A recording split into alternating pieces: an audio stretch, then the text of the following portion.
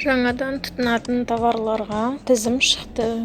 Досмарттан ашып көрсеңіздер болады. Және де бір кэшбэк жиналған ақшаны сіздер Каспий Голдқа аудара аласыздар енді. Сол функциясы шықты.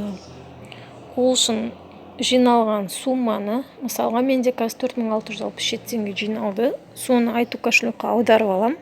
Содан кейін барып Каспий Голдтың карточкасының номерін теріп, сол карточкама аударып ала аламын.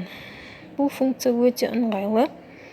Және де осы сумманы мен единицаға өзіме салып алып, кейін приложение Билайныма кіріп, коммунальный услуга төлей аламын. Мен мысалға өткенде водные ресурсы маркетинг деген компанияның су ақысын осылай төледім. Іске сәт. Келесі видеода қалай төлегенімді көрсететін боламын. Скриндарын салып, міне вывод на Каспий Голд. Осыны толық оқып шықсаңыздар болады. Іске сәт.